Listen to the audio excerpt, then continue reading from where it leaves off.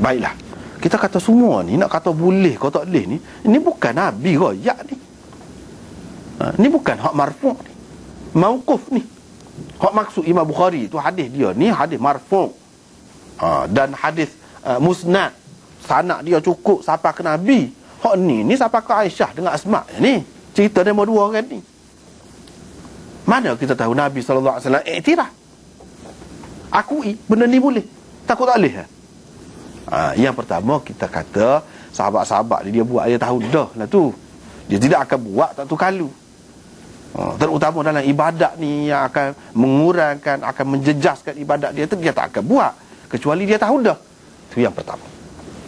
Yang kedua, hadis ini walaupun zahirnya nampak macam hadis ini mauquf, berhenti sekat sahabat. Kalau nak kiranya, kalau berhenti sekat sahabat ni belum lagi jadi hujah yang muktamad lagi. Mungkin dalam perkara tu ada khilaf pula di antara sahabat. Kalau khilaf, tak boleh buat hujah lah. Hak tu boleh pakai, hak ni boleh pakai, nak ikut hak tu boleh, nak ikut hak ni pun boleh. Kita kata, kecuali kalau ijma' sahabat. Ni tidak jelas ni. Lagu mana? Jawapan dia hanya begini. Nabi SAW ni, dia dalam semayang ni, dia nampak di belakang dia. Inni arakum min wara'i zahri. Dia kata, aku nampak kamu dari belakang aku. Maknanya di sini Nabi duduk depan kan. Dah kalau syurga neraka Allah SWT tunjuk belakang ni, orang yang duduk di belakang dia royak. Bukan dalam peristiwa tu saja, peristiwa lain pun dia royak. Aku nampak di belakang, aku nampak kamu, aku nampak depan. Dia sebut gitu. Bermakna dah Nabi SAW nampak demo ni lagu ni duk buat ni, dia tidak bantah. Bermakna ini takrir Nabi SAW. Takrir Nabi ni hak Nabi jugalah.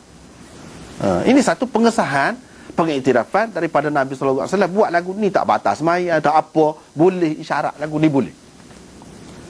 Sebab apa? Sebab dia kata dia nampak. Dan dia nampak, dia kalau salah dia mesti tegur, menunjukkan tidak salah. Hadis ni, Imam Bukhari cara dia halu.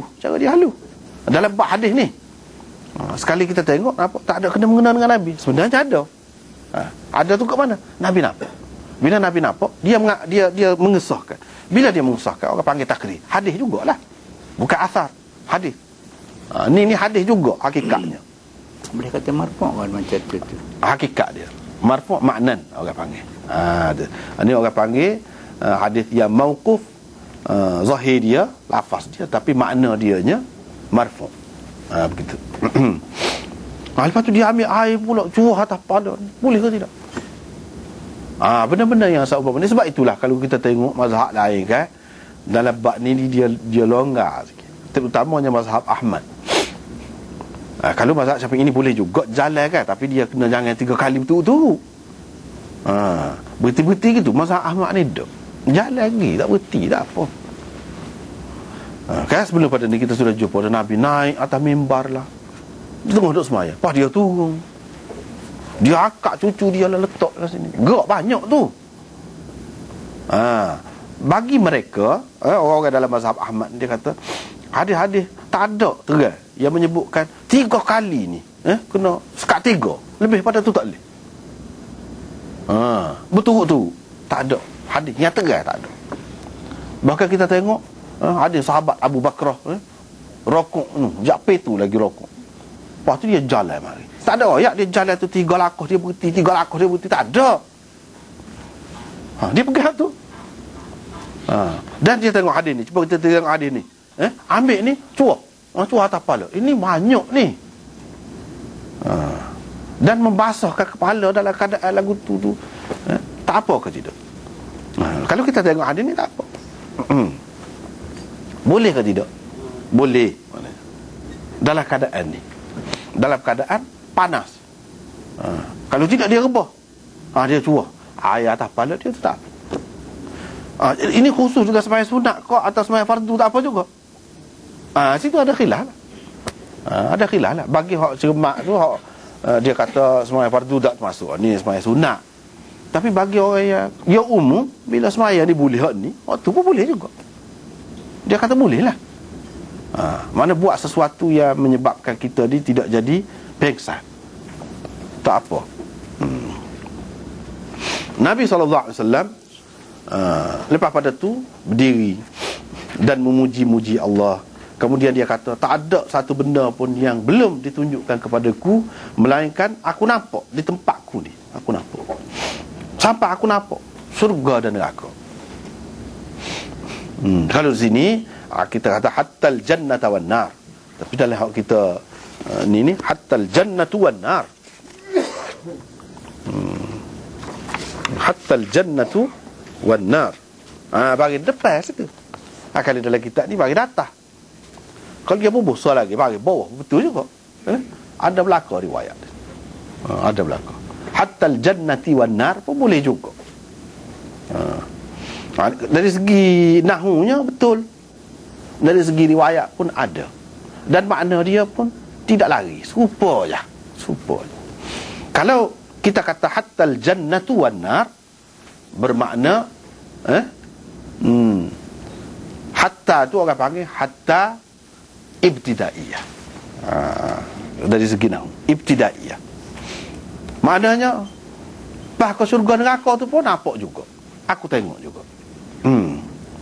Itu hatta ibtidaiyah. Kalau kita kata hatta ni lepas pada dia al-jannata wan nar, bermakna hatta atifah. Hatta atifah boleh juga. Kalau kita kata hatta al-jannati wan nar, boleh juga. Itu termasuk dalam hatta jarrah, orang panggil hatta haraf jar, boleh berlaku. Maksud dianya serupa je tu, hak mana-mana pun serupa je. Yakni bukan melihat itu sekat neraka, surga neraka tak nampak, hak lain-lain nampak belaka, bukan gitu. Nampak belaka, pahkau surga neraka. Itu makna kalau hatta. Kalau ilah dia beza. Bahasa Arab ni, bahasa kita payah, bahasa kita nak ayat kan. Kalau ilah ni dia berhenti sekat tu je. Misalnya thumma atimmus siyama ila al-lail. Kemudian kamu sempurnakanlah puasa tu hingga ke malam. Apa makna? Hingga. Ilah. Ilah maknanya tak masuk, malam tu tak masuk. Mana sebaik saja jatuh matahari orang panggil malam, buka dah puasa. Tak ada dah puasa. Itu makna ilah. Tapi kalau hatta, misalnya kita kata dalam kitab-kitab nahwu dia sebutlah benda ni, akaltus sama kata hatta ra'saha, ataupun hatta ra'suha, ataupun hatta ra'siha. Aku makan ikan tu pahkau kepala dia. Bukan makna sekat kepala, kepala tu aku tak makan dah. Maknanya kepala tu pun aku makan juga. Itu makna hatta. Hak ni pun gitu juga. Surga neraka tu pun aku nampak juga. Bukan surga neraka tu tak nampak. Bukan makan ikan saat ni sekat kepala, kepala tu tak makan dah. Kalau kita kata akal tu sama kata ila ra'siha, ila maknanya kepala tu tak makan. Taruhlah. Gitu. Tapi kalau bahasa Melayu kita nak terjemah ke mana? Kita nak terjemah, aku makan ikan itu hingga kepalanya. Tak nampak tu kan? Sampai ke kepalanya. Sampai atau hingga. Dah. Tak jelas. Tapi kalau bahasa Arab jelas. Tapi kalau bahasa Kelantan jelas. Aku makan ikan tu pah kepala. Pah kepala sekali makan. Tu kan? Pah kepala tu mana masuk sekali dengan kepala. Tapi kalau kita kata sampai ke kepala, kalau bahasa surat tak jelas lagi tu. Boleh jadi maknanya berhenti sekat kepala aja, kepala tu tak masuk. Tapi kalau bahasa Kelantan jelas. Bahasa Kelantan faham boleh. Pah kepala aku makan ikan tu. Maknanya ikan kepala dia tu pun makan juga. Hak ni pun gitu juga. Surga neraka tu pun aku tengok juga. Bukan tak termasuk dalam hak nampak tu. Tak. Tunjuk belaka. Jadi bapanya di surga neraka ni sebelum pada tu tak tengok lagi kau. Itu muskil. Sedangkan hak ni cerita ni bila di Madinah masuk Isra' tu kan, Isra' Mi'raj Nabi pergi dah kan surga neraka tu. Pergi dah tengok dah. Apa makna tu? Apa makna sini? Yang pertamanya nak wayak ni di sini hak ni pun termasuk dalam hak tengok juga. Bukan tengok ni sekali dulu je. Dah. Bukan sekali dulu. Hak ni pun nampak juga. Yang keduanya hattal jannatu wan nar, maksudnya dalam dunia ni. Hak dulu tu alam lain. Hak tengok tu Nabi Mi'raj pada masa Mi'raj. Bukan dalam alam dunia ni Tuhan tunjuk ke dia. Hak ni nak cerita ni tidak pernah ditunjukkan kepada aku dalam dunia maksudnya. Dalam dunia ni, atas dunia ni. Atas bumi ni. Pada kali ni surga neraka tu ditunjuk kepada dia. Walaupun dia atas bumi. Bukan apa ni? Di alam malakut. Bukan di alam malakut. Itu yang kedua. Yang ketiganya, ditunjukkan kepadaku sekali ni hak masa tunjuk Isra Mi'raj tu tunjuk keadaan lagu lain. Hak ni tunjuk ni lagu lain. Mana kaifiat dia, sifat dia tu. Ataupun ruang, kawasan surga neraka yang ditunjuk tu lain. Tak pernah ditunjuk ni maksudnya. Masa dulu pun tak pernah tunjuk lagu ni. Masa Mi'raj pun tunjuk hal lain. Walaupun nampak hal lain. Hak ni hak nampak hari ni tak pernah tunjuk sebelum pada ni. Walaupun malam Mi'raj pun tak pernah tunjuk. Itu maksud dia. Dia kecek lagu tu lah. Tapi ulama-ulama ni faham. Boleh jadi gini. Boleh jadi gini. Boleh jadi belakang tu. Boleh jadi belakang. Lepas tu diwahyukan kepadaku bahawa kamu diuji dalam kubur ni, diwahyukan kepadaku. Istilah wahyu di sini disebut dalam hadis, diwahyukan kepadaku. Kamu diuji dalam kubur. Dalam Quran ada kau jelas sebut? Tak ada jelas. Menunjukkan wahyu-wahyu ni tidak berupa Quran saja. Wahyu-wahyu ni hadis tu pun wahyu juga. Puak-puak anti hadis dia kata hadis ni tidak wahyu. Wahyu ni Quran tu saja. Silap tu. Sebab apa kita tengok dalam hadis ni, kamu diuji dalam kubur kamu. Lepas tu uji tu gini-gini. Mana ada dalam Quran lagu ni? Ditanya siapa dia ni? Mana ada dalam Quran? Ada dalam hadis. Tapi Nabi sebut wahyu juga, menunjukkan hadis itu pun wahyu. Bukan perkataan Nabi semata-mata. Jadi hak dalam ayat wa ma kana li basyarin ay yukallimahu Allah illa wahyan min wara'i hijab aw yursila rasulan fayuhya bi idnihi ma yasha. Hak dalam ayat tu kalau kita tengok tu 3 perkara yang disebut.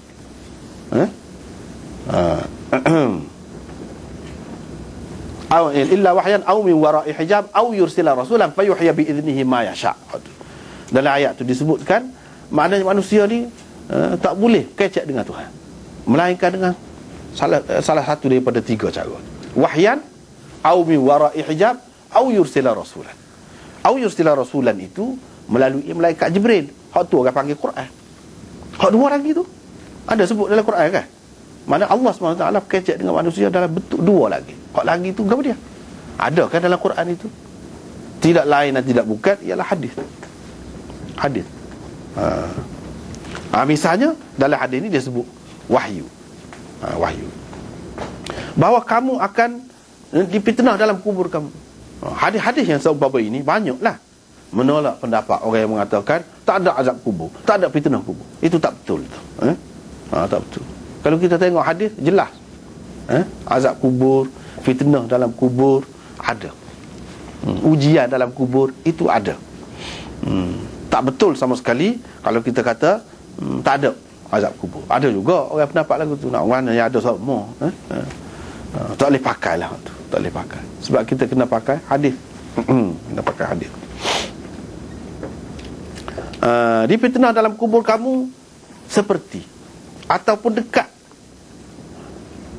Seperti ni perawi dia tu Fatimah. Fatimah tu bini kepada Hisham sebenarnya. Fatimah bintil Munzir. Munzir tu bin Urwah.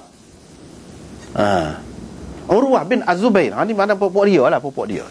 Fatimah tu, Hisham tu kan perawi tu, anak murid kepada Fatimah. Fatimah ni bini dia ni tok guru dia. Memang bini dia lebih tua daripada dia pun.